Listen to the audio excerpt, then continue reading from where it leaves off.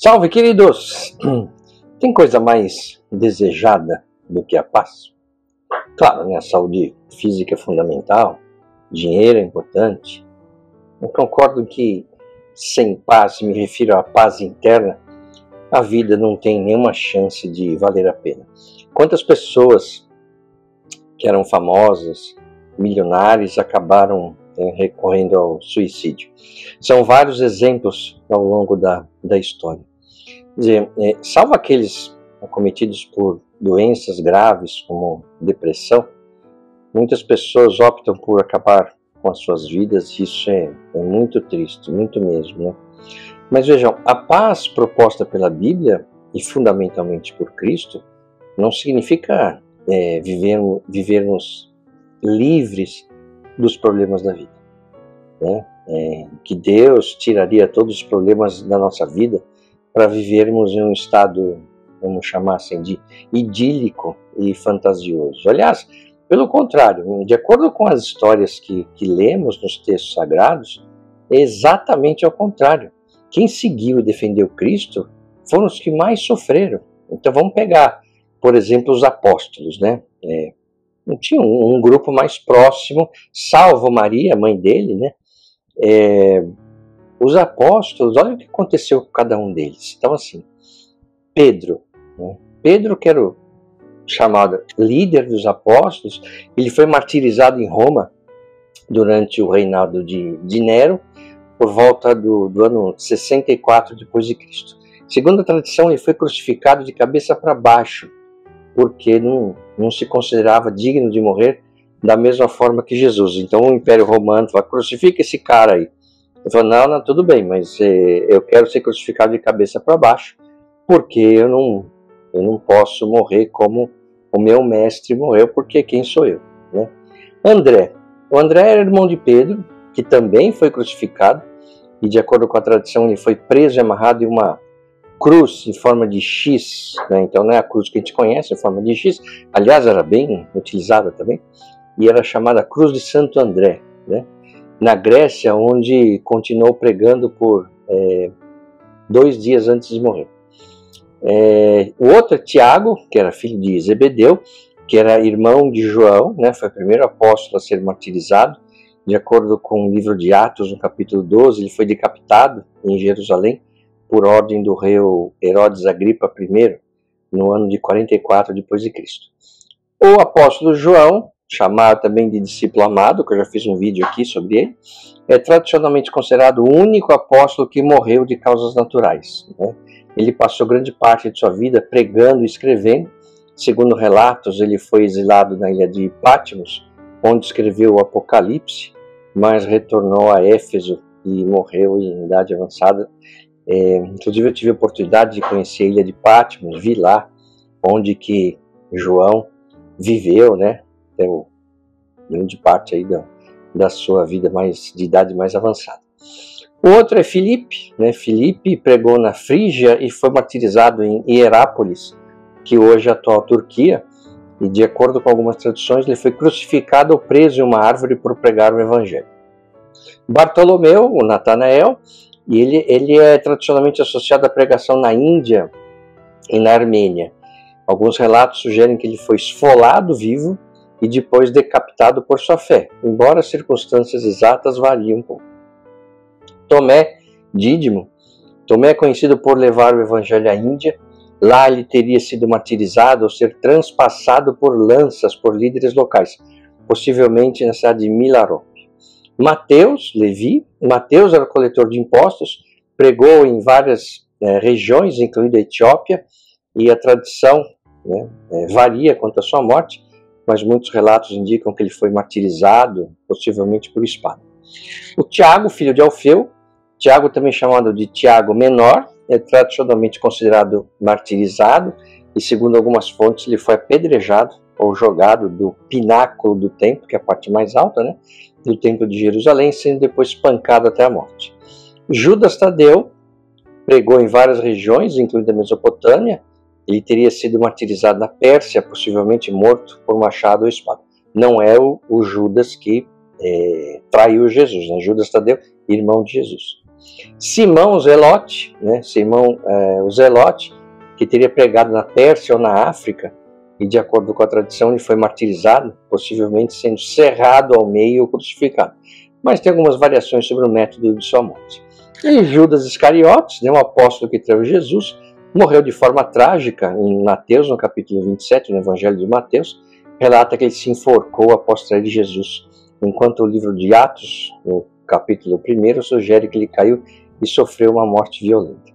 E finalmente Paulo de Tarso, embora ele não fosse um dos 12 apóstolos originais, Paulo é considerado um apóstolo por sua missão de levar o evangelho aos gentios, ou seja, quem não era judeu.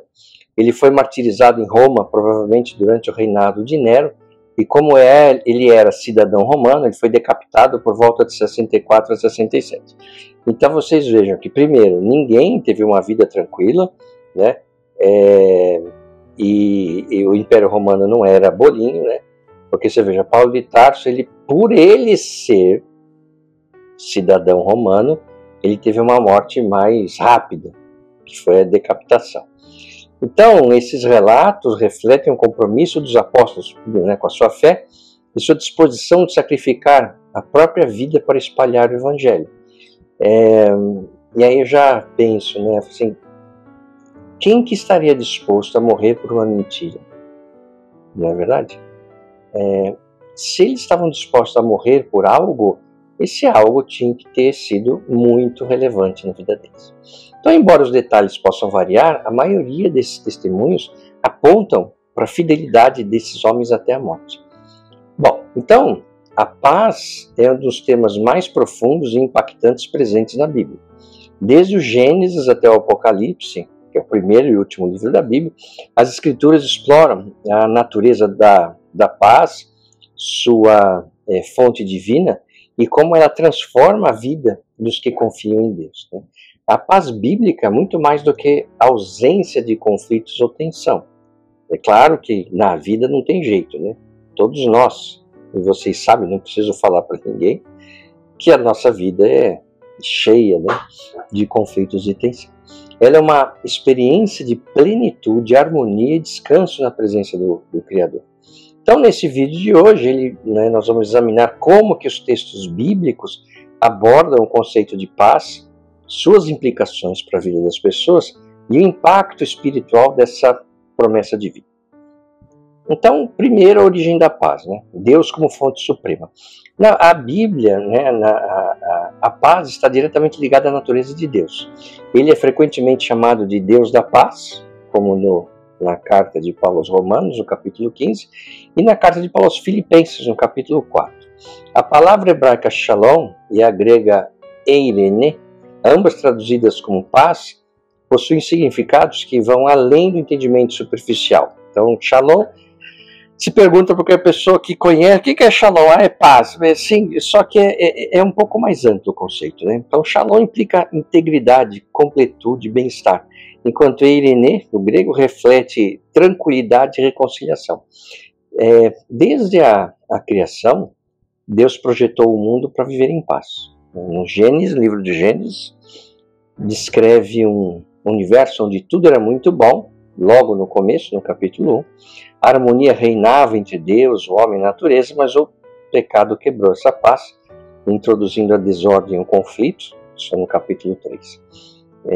Apesar disso, a história bíblica é marcada pela promessa de Deus de restaurar a paz original por meio da redenção.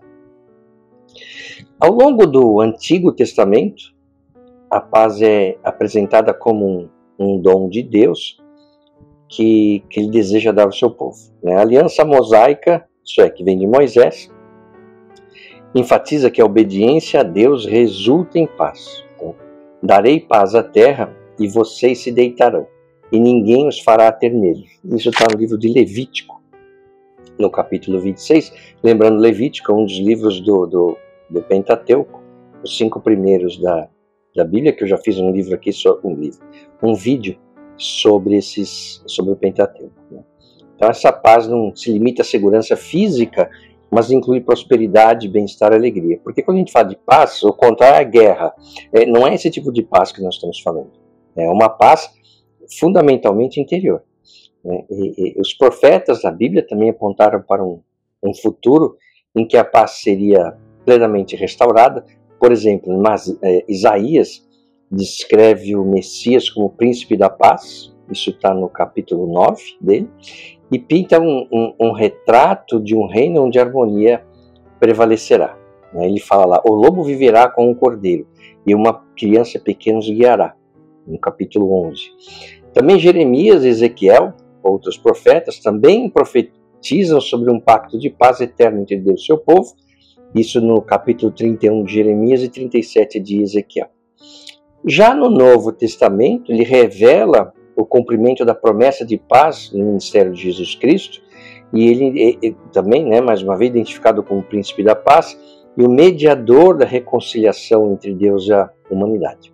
Sua vinda ao mundo foi anunciada pelos anjos com as palavras: glória a Deus nas alturas e paz na terra aos homens de boa vontade. Certamente você já ouviu essa frase, e isso está no livro de Lucas, no capítulo 2.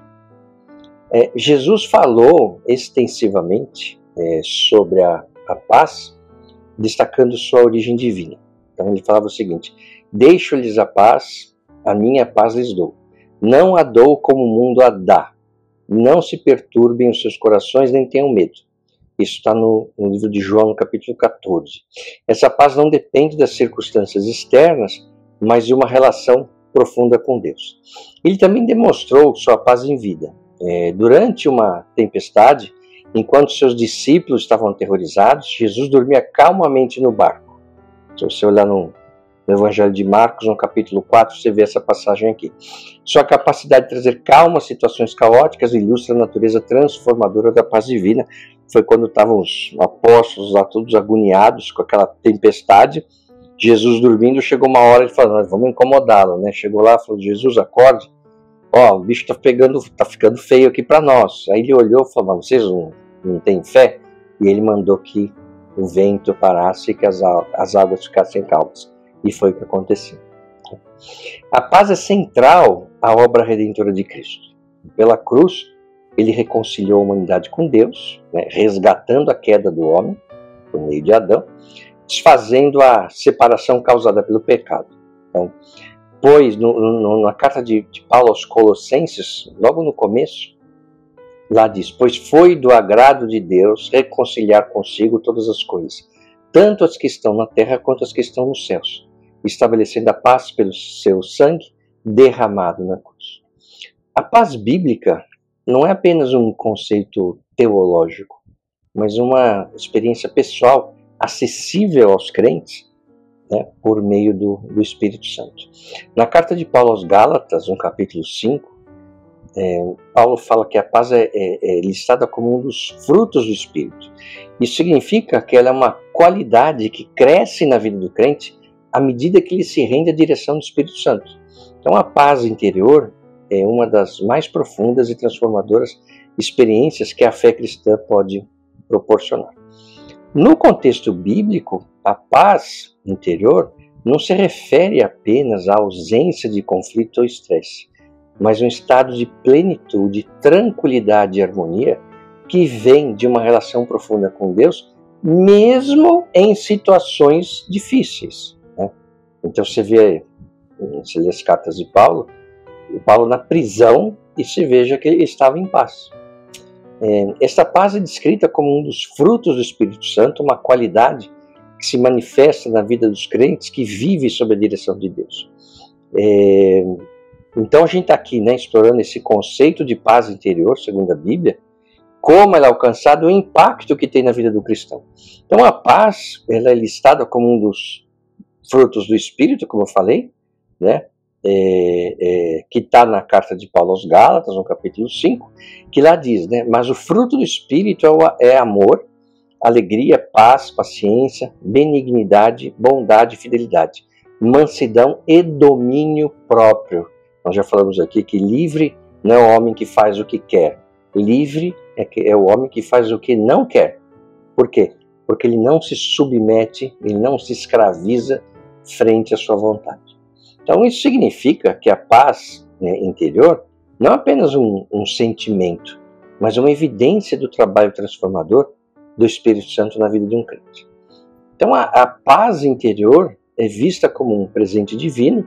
Então no Evangelho de João, no capítulo 14, Jesus promete: deixo-lhes a paz, a minha paz lhes dou. Não a dou, né, a paz como o mundo a dá. Não se perturbe seus corações, nem tenham medo. Essa paz é diferente da paz oferecida pelo mundo, pois é duradoura e não depende das circunstâncias externas. Ou seja, nós não estamos falando aqui de paz ou guerra, não é isso. É possível estar em paz mesmo dentro de uma guerra. Então a paz de Deus não depende de circunstâncias externas. Então Paulo ele descreve essa paz como algo que excede todo entendimento e que guarda o coração e a mente em Cristo Jesus. Isso está na carta aos Filipenses, no capítulo 4. Essa paz permite que os crentes enfrentem desafios com coragem e confiança, como exemplificado na vida de Paulo e Silas, que louvaram a Deus mesmo estando presos. No livro de Atos, lembrando, eu já fiz um vídeo aqui sobre o livro de Atos, provavelmente escrito pelo apóstolo Lucas. Isso está no capítulo 16. A Bíblia fala também que a oração é um meio poderoso de acessar a paz divina. Na carta aos Filipenses, no capítulo 4, Paulo instrui os crentes a apresentarem suas preocupações a Deus em oração, com a promessa de que a paz de Deus protegerá seus corações e mentes. Então, confiança em Deus é essencial para experimentar essa paz. Em Isaías, o profeta Isaías, no capítulo 26, ele diz: tu guardarás em perfeita paz aquele cujo propósito está firme, por quem te confia. A paz bíblica, ela não se limita à relação com Deus, mas também se estende às relações humanas. Os crentes são chamados a viver em paz com todos. Na carta de Paulo aos Romanos, no capítulo 12, Paulo diz: se for possível, quanto depender de vocês, vivam em paz com todos. E Jesus também ensina sobre o perdão. O perdão é essencial para manter a paz com os outros. Jesus ensinou a perdoar generosamente. Perdoe 70 vezes 7. Isso está no Evangelho de Mateus, capítulo 18. Ele também instrui a reconciliar-se com os irmãos antes de oferecer qualquer sacrifício a Deus. No livro de Mateus, no capítulo 5, ele fala disso. Você vai fazer algum sacrifício a Deus, não sei o quê, mas se tem alguma pendência com algum irmão, irmão significa de sangue, né? Resolva isso primeiro, depois vá oferecer qualquer sacrifício a Deus. E lembrando que esse negócio do perdão, o perdão de Cristo não é perdoar assim, a pessoa fez uma coisa lá, você não gostou, mas eu perdoei. Não, o perdão de Cristo, o verdadeiro perdão, é a gente perdoar aquela pessoa que não merece ser perdoada. Isso é uma das coisas mais difíceis da gente fazer. Porque uma coisa é, a pessoa fez um negocinho lá, não gostei, mas também, tudo bem, já passou, perdoei. Não é isso que nós estamos falando. O perdão de Cristo, além desse, significa perdoar aquele que não merece ser perdoado. E aí é difícil. A igreja é chamada a ser um lugar de paz e unidade. Então Paulo exorta os crentes a se esforçarem pela unidade do Espírito, pelo vínculo da paz. Isso na carta dos Efésios, capítulo 4. E isso exige humildade, paciência e amor. A paz que os crentes experimentam hoje é apenas um vislumbre da paz eterna prometida no futuro. Então a Bíblia fala também, claro, no futuro, principalmente no Apocalipse, que eu já fiz um vídeo aqui sobre o tema, descreve um novo céu e uma nova terra, onde não haverá mais dor, sofrimento ou morte. Isso está no capítulo 21 de Apocalipse. Essa é a culminação do plano de Deus para restaurar o Shalom original. No reino de Deus, que Jesus falava muito, a paz era absoluta. E o profeta Isaías descreve esse reino como um lugar onde as armas de guerra serão transformadas em ferramentas de colheita e a violência não mais existirá. Isso está no capítulo 2 de Isaías. Essa visão inspira esperança e perseverança em meio às dificuldades. Jesus, também chamado Cordeiro de Deus por João Batista, será o centro desse reino de paz. Com sua justiça e amor estabelecerão a base para uma paz duradoura. No livro de Isaías também, no capítulo 9, ele diz: do aumento do seu governo e paz não haverá fim. Então, a paz bíblica é um presente precioso que transcende o entendimento humano. Ela é fundamentada na relação com Deus, cultivada pela presença do Espírito Santo e manifesta-se nas relações humanas e na esperança futura.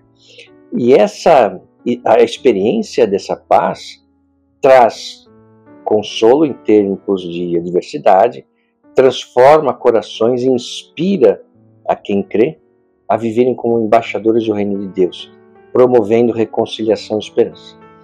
Então, dessa forma, a paz que os textos bíblicos oferecem é, acima de tudo, um reflexo do amor e da fidelidade de Deus em restaurar sua criação ao estado de plenitude original.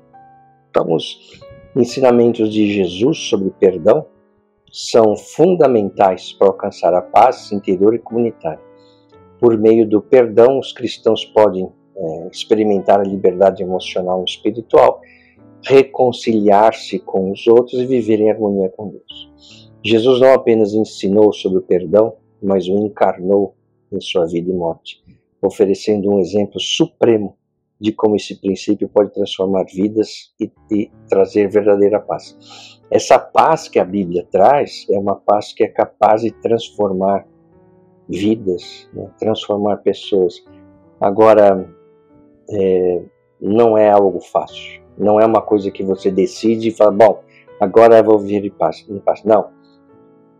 Requer trabalho, requer perseverança, requer oração, requer muita reflexão, porque o mundo, né, a sociedade que nós vivemos, ela joga tudo contra.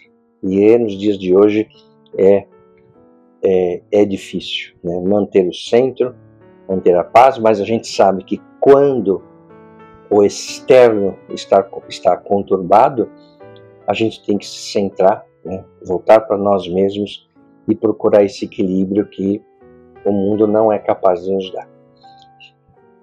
Então espero que a paz transforme a vida de vocês e fiquemos todos em paz, em harmonia com Deus. Um abraço e até o próximo vídeo. O que você acaba de assistir é um resumo, está repleto de simplificações, mas a visão geral é esta mesmo.